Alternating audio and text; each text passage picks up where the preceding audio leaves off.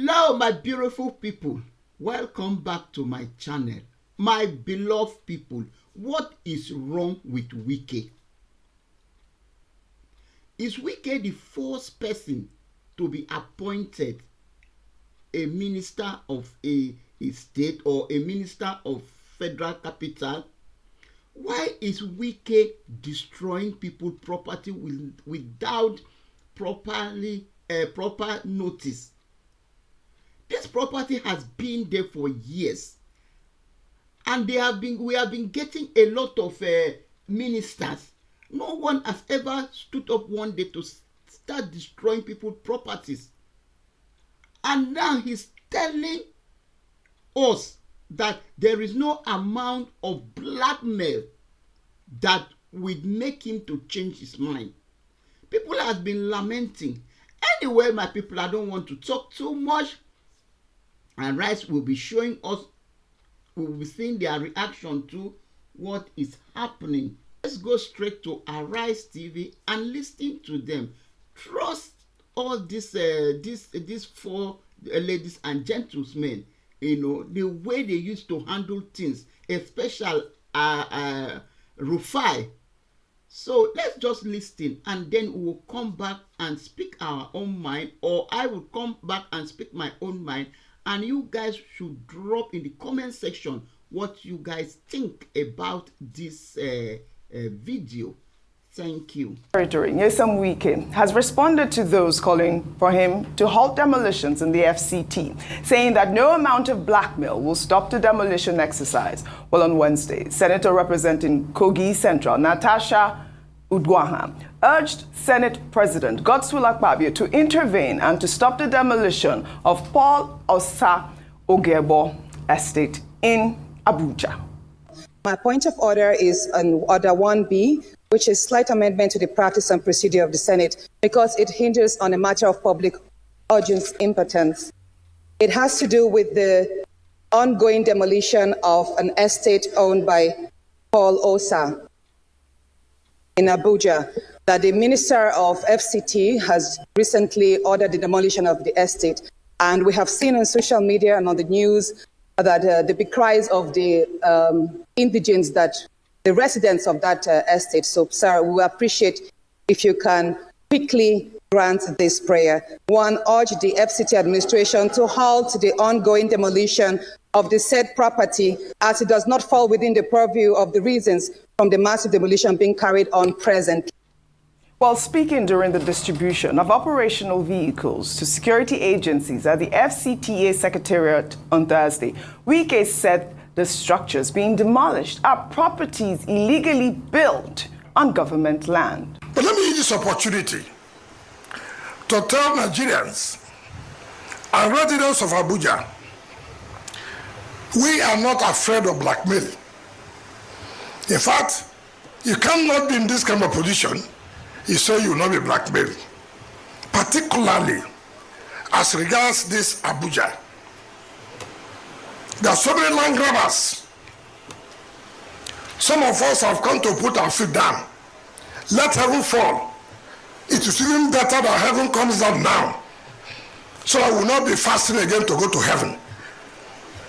We will stop anybody who thinks that he can take government land for whatever we without formal approval. We will not look at your face. If you like, you can be a civil rights activist. If you like, you can be a television talker. What is wrong. No amount of blackmail can stop us. People take government property without approval, without document. You can be a television talker. I mean, I don't know the television talkers that he's referring to. He's saying that no amount of blackmail will stop him, really. Plenty land grabbers. Dr. Abati, before I come to you in the same vein. I want to talk as a television talker. We'll talk back at you. You will. Oh, yeah. In the same vein, Senator representing the Federal Capital Territory, Ireti Kingibe, on Thursday, walked out of the Senate chamber after Senate President Godswill Akpabio refused to entertain her motion over the FCT demolitions. Well, on Wednesday, Kingibe had notified the Senate of her motion to probe the ongoing demolition, and it was agreed that the matter would be discussed the following day. Let's take a look at that conversation. But please Senate President, distinguished colleagues. Start with a slight apology to your colleagues for walking out on them. No, sir. Then we have a problem there. If you are not humble enough, I apologize to my colleagues for working out. If you are not humble enough to apologize to your colleagues, I apologize to my colleagues for working out. Then you now, will move added to that, my colleagues, I expect fairness in the Senate for everybody. Concessions are given to other people. I expect them to be given to me also when it is needed. I apologize if you did not like how I lost my temper, but I was expecting this to happen today. Proceed to move your motion. Mm-hmm. All right. Reti Kingibe there. I mean, she had every right to be angry. She's representing the people of the Federal Capital Territory. It's good that, she stood her ground at first and then the motion was held. Well, sequel to that motion, the Senate had asked the Minister of the Federal Capital Territory, Nyesom Wike, to halt the demolitions in the nation's capital, except those that have been ordered by the court. Dr. Abati, I know you had a guest earlier today, and he presented, different facts, especially as it regards to the Ogiegbo estate in Abuja. Well, what Oladere Olayinka tried to do was to present another side of the story. Yes. To say that everything that is principal, in this case, the Minister of the Federal Capital Territory, Nyesom Wike, has been lawful, has been in order, and that if you look at the life camp, the Paul Ogbebo estate, that they do not have the relevant documents, and that most of the other people do not have documents. You've shown us a video of the minister himself saying that most of the people in the Federal Capital Territory are land grabbers, including television talkers. Well, I hope those television talkers are persons that he knows and that he will be able to identify them appropriately. But that's on the lighter side. But the thing to do is to commend Senator Natasha Uduaghan, who raised a point of order to draw attention to the matter, and to also commend Senator Reti Kingibe to say that, look, this is a matter that affects my constituency directly. Senator Natasha said this is a matter of urgent national importance. Senator Reti Kingibe said that, look, the Minister of the Federal Capital Territory is acting ultra vires. When it was disclosed that they were going to demolish or, intervene in the matter of properties, land allocations in the Federal Capital Territory, that the minister has said illegal structures, but that the properties being demolished now are not even with court orders. So these are very serious issues. And now the same Senate, after all the drama about our walking out, about our not being allowed to talk, for reasons best known to the Senate, when we were not on the floor of the Senate. The Senate has now said the FCT should halt further demolitions. Yes. We hope that the Minister of the Federal Capital Territory will listen to the Senate of the Federal Republic of Nigeria. Both Senators Uduaghan and Senator Kingibe, asking the Senate of the Federal Republic to play an oversight role. And now they have set up a committee, an ad hoc committee led by Deputy Senate President Senator Barau, to look into the matter, to investigate. And I hope that the Minister of the Federal Republic will pay attention to this and say, we'll look anybody in the face, even if the heavens will fall.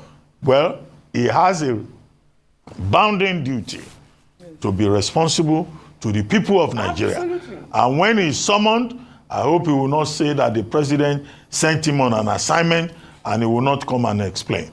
Because as we said previously on this program, this is about land, this is about investment, this is about property. This is something that can send the wrong signal to other persons who may want to invest either in the Federal Capital Territory or in other parts. The Minister of the FCT owes us a duty when he is summoned, as they say they will summon him, to offer proper explanation. And nobody should come up with a harebrained explanation that, Senator Kingibe is raising this issue because Minister Wike has said he doesn't recognize her.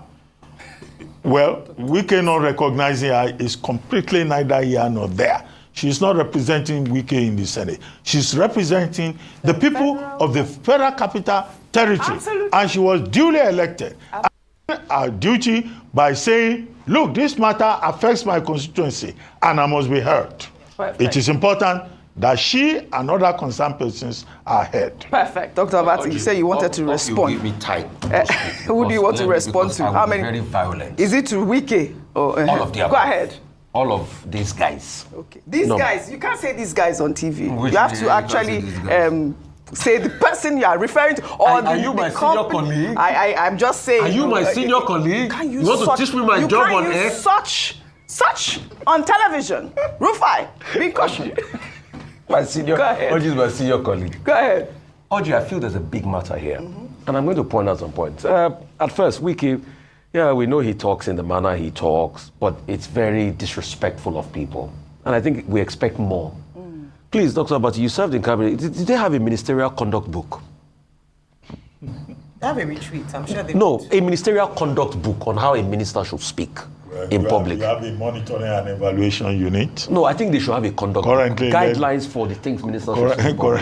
I think they should put a book so that you should have a ministerial conduct book rule. That's that on that. But I have a big problem. I'm not siding with Madam Metalori Ogwebe on everything. I deliberately asked Larry Olayinka a couple of questions. Number one, when did the FCT write Madam Rita Lori that they've revoked the land? He told us the dates. The question is, what was the process behind selling that place to Chinda's company and allocating it to Chinda's company? What was the due process follows? Why was it a company that had Chinda's interest in there? Why wasn't she informed of Affairs of Right to Freedom that we are reallocated it to this person and he was about to pay already? Yes. What happened in that deal of allocating that place to Chinda's company? Secondly, what is the modus operandi of the ministers allocating land? Is that his discretion?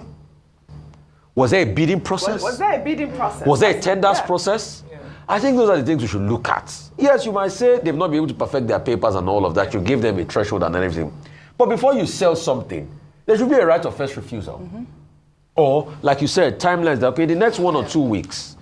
And another part was citing the law of equity, like you were talking about. Yes. That if you go to court, these people have been there for a while, over 40 years, and you have not come to claim. And then the third thing we should ask the minister is, why the rush? Why all of a sudden? The next place is port of call on that. Because see, Life Camp, yes, he said they allocated them to company, but it had become a convention. I knew people that built there, that have sold their own place. It's not only one company, but all those construction companies were given Life Camp.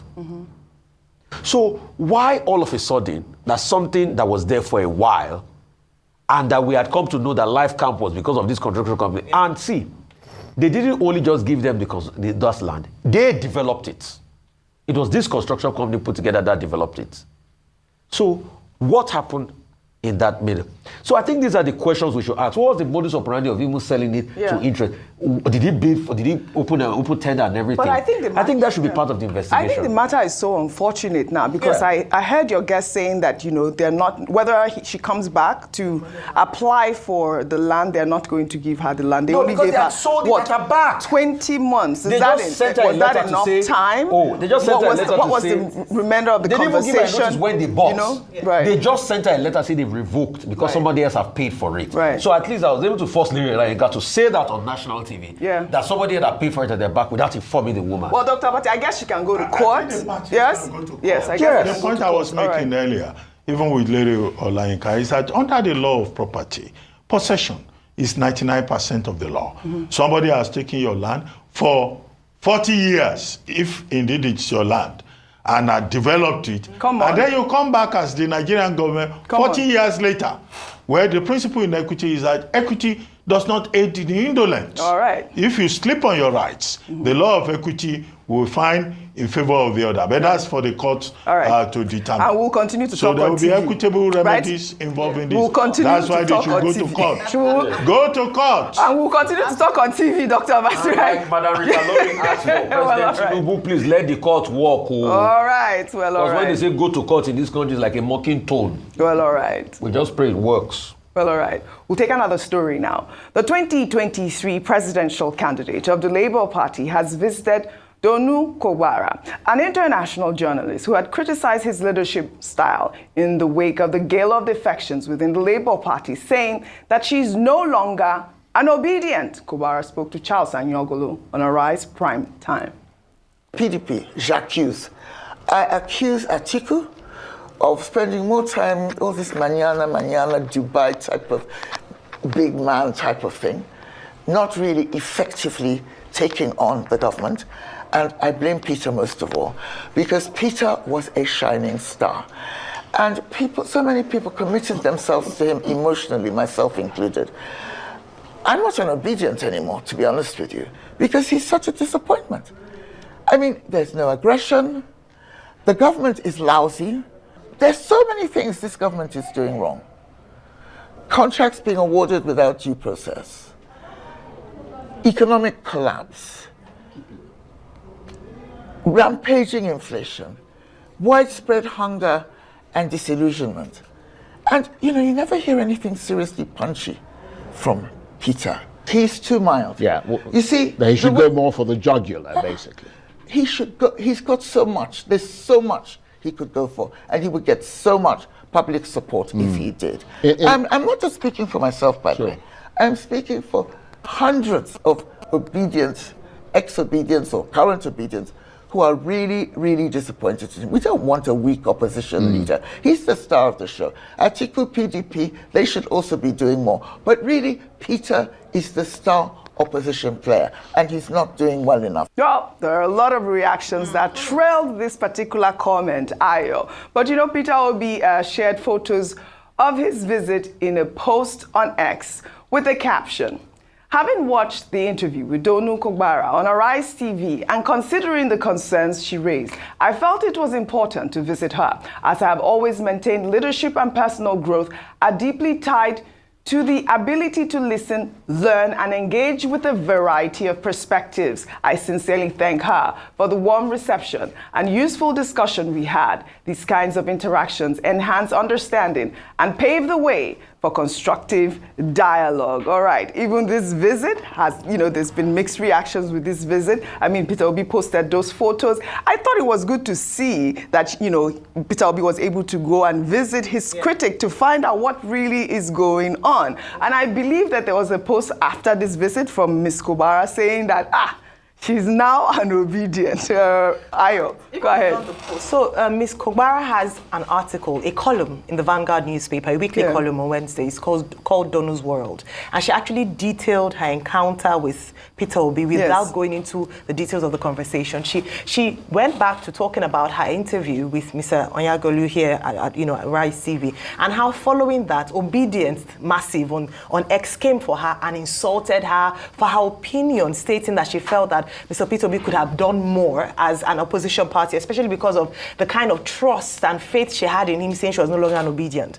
Now, she then said that Mr. Peter Obi reached out to her and that she was quite surprised and taken aback by his humility. Yes. And that, of course, swayed her and thought, then restored her faith in the obedient movement. Not only did he reach out to her, she offered to visit him as a non-VIP, but he said no, he was going to be in Abuja. He visited her. So this is what transpired. She detailed it in that article, and that shows to the extent of which she felt really honored by his visit to her. But the lessons here for me is a lot of people are too quick to respond to criticism or to people's opinion about certain things. There's nothing wrong with expressing an opinion, especially if you had a stake in it and it's for the good of the movement. A lot of times, any criticism, they come at you like a mob, and that's why they've been insulted, called fascist by Mr. Wole Soyinka in many instances. Sometimes by doing that, they hurt the movement and the campaign more than the good that they're doing to it. That's what they did to one of them who just expressed her opinion as to the disappointment she felt.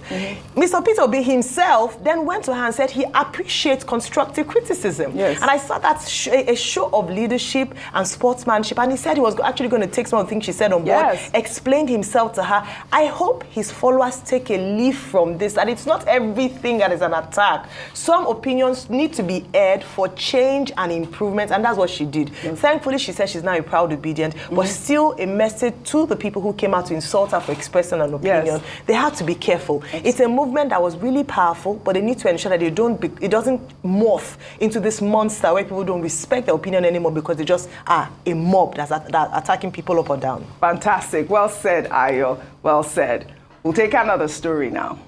On Thursday, the Kaduna State Governor, Uba Sani, after the NEC meeting presided over by Vice President Kashim Shettima, said that many state governors support the establishment of state police. Uba Sani highlighted that the police, the army, and other relevant security agencies do not have enough personnel to cover all the states. Of course, FCT is not a state, it's territory, and they explain why they have not submitted. They gave reason, but 36 states have all submitted their own position on the submission of state police. And I want to say it here clearly that most of us are in agreement for the submission of state police. Well, Dr. Abati, it appears that the issue of state police has finally been given the attention that, has been called out for a while now. 36 state governors, I believe that Uba Sani has said that they've endorsed the state police movement, but also the issue of policing in Nigeria. Before I come to you, in the wake of that announcement, human rights activist Rinu Oduwola posted a video on X showing the brutal assault of an unidentified man by men of the Nigerian police force. This video might be disturbing for some viewers, so viewer discretion is advised. This is almost like the incident that occurred in America that caused that whole opera, the George Floyd assassination by the police. Basically, we don't know the result of this incident. The man is still unidentified. We have played out this video so that the Nigerian police force will respond to this. But let me take a tweet from Vincent, who wrote, "I can never get over my fear of the Nigerian police. All my fear triggers are up. The moment I see them from a distance, my default engagement with them is to ensure I come out safe and alive. Really sad, to be honest." Dr. Abati. Okay, very quickly. Look, there are two sides to the story. We don't know where this happened. We don't know where it happened. But under Section 173 of the Penal Code, resisting arrest is a misdemeanor. Under Section 197 of the Criminal Code, which applies in southern Nigeria, resisting arrest is also considered, a felony. I think the punishment is 2 years imprisonment. In other words, from the affected person's side, you are not supposed to resist arrest. That was what happened with George Floyd. He was resisting arrest. If you resist arrest, then you are pitting yourself against the law. You are obstructing, cooperate with law enforcement officers. You cite federal road safety official. But on the other side, Section 4 of the Criminal Procedure Act also talks about procedure when you want to arrest somebody. Now, one, you must be in uniform. If you are not in uniform, the person that you are trying to arrest has a duty to ask you to identify yourself. That person, he or she, has a duty to what that Section 4 of the Criminal Procedure Act says, except the person is violent, or the person is trying to escape, or the person is behaving in any particular manner. And then the person can also ask you, which police station are you taking me to? In fact, if you tell the person this is your offense, whatever it is, the person can say, I will not say anything until I get my lawyer. Now, the problem with our law enforcement officials in Nigeria is that they don't know their own procedures. The bigger problem, it seems to me, is a lack of trust in the state because our policemen have been behaving in a roguish manner. Isn't that what led to NSAS protests? Protests against police brutality? So the default position for the average Nigerian trying to be, that it's to do, is to rebuild that trust between law enforcement and the citizen. But citizens also have a duty to abide by the law. Those are the two styles in my view. You're absolutely right with that issue. But then there's also the issue about rules of engagement with the police. Yes. That's what I meant by procedure. Yeah, rules of engagement I'm talking about. This is my main issue right now. What are they supposed to do? To ask Dr. Abati, you quote law, couple of questions. I'm talking reality. You will see police will pick up people because they want to take money from them for no reason. So what is even the modus operandi of the arrest? That's just it. That's the main point. And is it because this man is alone? Uncalled. Is a year in this country? What happened to him? I mean, so what? Where is the 2 years? Is that not? Because they didn't manhandle him that sometime. Maybe I'll go and read law later in my life or quote, because it's when you people quote this law. It's not Jamo reality. No, let me just say there were 3 policemen to one unarmed man. Oh, there are 4 policemen. If you check it, I understand the law, the position of the law that you should not resist arrest, but sometimes you are afraid. A lot of us have had encounters where it's because of money or because of a very flippant reason they call you. So, all right. So the police needs to do something about it. They need to do something about it. All right, we'll take another story now. Well said, you all. We'll take another story. President Bola Ahmed Tinubu has released a new video on X, thanking German President Frank-Walter Steinmeier for his visit to Nigeria. Tinubu in the post stated that Nigeria plans to strengthen the relationship and build partnership that is fulfilling and rewarding to both countries. Let's take a look. It is a great honor for me to welcome my friend and a partner, the German president.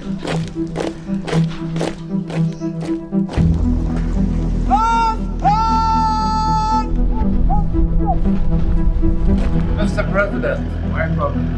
Thank you for your kind invitation. The bottlenecks that has been the bane of businesses in this country has been removed. We are aligning with good governance for quality and encouraging businesses to move faster.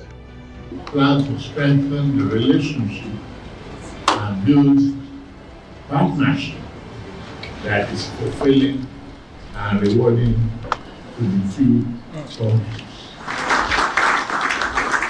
All right, I love this. Like I said to you yesterday, great optics for Nigeria as well. It was a successful visit. A quick comment. Very successful visit. We saw some of the outcomes. First of all, the closed-door meeting between both presidents. Yes. And then, very importantly, out of this, aside from the cultural visit to Nika Gallery. Oh, I love that cultural visit. Oh, that was my favorite. Meeting with business leaders, yes. An opportunity for Germany and Nigeria to do business. When we have diplomatic visits like this, that's what each country is looking at. Yes. What is in it for us? What can we gain from this? What can we benefit from this? And there are a lot of areas where Nigeria and Germany can partner. Yes. Talked about the energy sector, talked about the manufacturing sector and other areas. And so President Tinubu has said Nigeria is open for business. Yes. So it's great to see this, and we're looking forward to what this visit would mean for businesses in Nigeria going forward. Yes, I mean, I really enjoyed his comments when I was at the Nikkei Art Gallery on yesterday. Was it yesterday or the day before? 2 days ago. Yeah. 2 days ago when we met with him, and he talked about the cultural ties, how long it dates back, and it's just amazing that till now we still share those bonds, which actually I didn't even know. I mean, it's great to see that. Well, all right. Congratulations to both presidents, President Tinubu and the President of Germany. We'll take our final story now under entertainment to usher in your weekend. The much-anticipated music video for the hit song Funds by Grammy-nominated artist Davido, featuring Odumodu Black and Chike, has finally been released and is taking social media by storm. Let's take a look. Beautiful people, welcome back to my channel. Guys, this is what has been happening in Nigeria. You have seen the video, you have watched it, and you have heard everything what Arise morning show has said. First of all, as I earlier said in the beginning of this video concerning Wike is not doing. I don't know why it's some people in life, they don't have conscience. People abuse power. When they have a little power in their hands, they will just abuse that power. They will use it to oppress others. That is what Wike is doing. For me, I say that Wike is a very wicked. I would just classify Wike as a wicked person. Okay, all these houses they have been demolishing. What are they going to do with those land? People has been there for years, and the worst part of it, they are just demolishing these houses, this building, this estate without compensation. They are not even compensating these people. Okay, now you just wake up one morning and start destroying people's property where people have been putting their heads. You start destroying their properties. Then where did you want them to go? At least you have to compensate them, even though according to Wike said they did not have proper documents for those lands. Does it mean the people that sold those lands to them, they came from the thin air to sell those lands? Why can't you people just think? Why can't Wike just even sit down and say, okay, these people bought this land with money? Many of them, we have been seeing a lot of videos, them coming out, the owners of those properties coming out to lament. Some of them with children. Wike just bring them, he just did this and put them outside. And Wike will go home, oh my God, and sleep comfortable. And he still has the guts. Let's even forget about law. We say law. But sometimes we need to have our own conscience. We need to think of other people. How are they going to behave? How is it going to be? If I do this thing, will it affect these people? Not always thinking of, let me do law. Let me do all these things that you are just destroying those places just to take it and give them to your friends according to a very dark man. And now you are telling us that there is no amount of blackmail that will make you to change your mind. Are you God? But remember, even God self that created you gave you life to live. God forbid bad thing. Anyway, my people, I don't have much. Thank God, the members of Senate, they have raised this matter, to say, let's look, please, what is his name? Senate President, look into these things. Look into it, because those people, they have conscience. How can you just wake up one morning and start destroying people's property and start demolishing people's houses? For what now? And with just a little notice, and you are doing all this thing, no compensation, nothing. And your excuses is that they don't have proper document of that properties. Is that how to behave in life? God forbid bad thing. But I thank God that Senate has looked into it now, and they have given the order that Wike should stop. We pray it works. Isn't all this our Nigeria? Especially those ones that the court has not yet given go ahead. I pray it work, because Nigeria, anything that concerns Nigeria, I'm so afraid to anything that concerns Nigeria. Me, I'm so much afraid to, please, because these people, they don't have conscience. If the Senate may say, we can hold on, we can go behind the court now to press, and they will give him a ultimate to come and destroy that place. I know Nigeria, and even the judicial system is not even better, nothing. Let's talk about the lady that came out in interview and said, you don't want to be obedient again because Peter Obi is too weak, everybody, everybody has his opinion. According to Arise, where they was talking, according to Arise, people obedient, other obedient started to, insulting this woman. For me, everybody has his own opinion to his own, what he want to say. Everybody, we are human beings with freedom of speech. That is what we understand even when we were growing up. We know that everybody has right to speak his mind. Everybody has right to his own opinion. Yes, that's the right word. So I don't know why they were attacking that woman, and I don't know why they were insulting the woman. But thank God, Peter Obi is a man that is so humble. I don't know where that man isn't that. I don't know the way that man, where he came out with his humbleness. That man is so, he don't want anything that will tarnish his name. A lot of things that has happened in Nigeria. If Peter Obi is one of all these politicians, then Peter Obi could have started to attack them, insulting them, but you see the way he will handle the thing. Not that it's a fool or not that it's a weakling. It's just a man that don't want problem. He always want to be in peace with people according to the word of God. You know, according to the word of God that said, be in peace with your brethren. He always wants to be in peace with people, no matter that he's not the president of Nigeria today. But he don't want to go home to start thinking that, oh, this people will start blasting him. Even you come out to blast Peter Obi, he will come out and he will still calling you my brother, my friend, my this. So that is how a leader, that is the quality of a leader. But which means there is a quality of a leader, which I know that they will not even allow him to rule us for one day. Except, I don't know, I don't even know, except God in heaven come down to intervene, because it's only God that will intervene in this matter.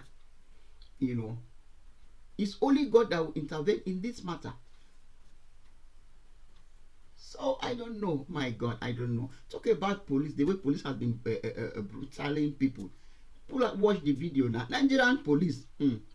When we go to America, they say American police, they are racist, they hate blacks. What about in our own country? That is our country. You cannot even have peace in your own country anymore. You cannot even walk freely when police, especially when they ask you of that their backhand and you don't give it to them, it's problem.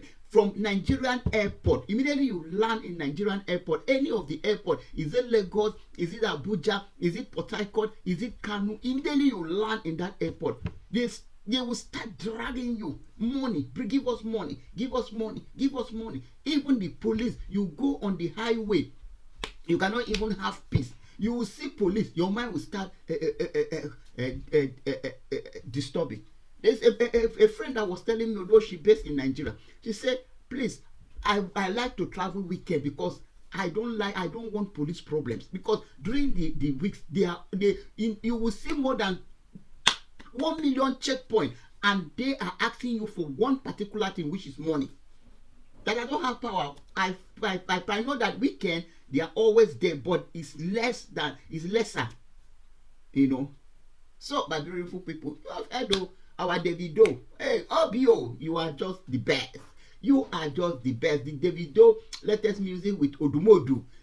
He has been it's out, you know. So guys, go and check it out.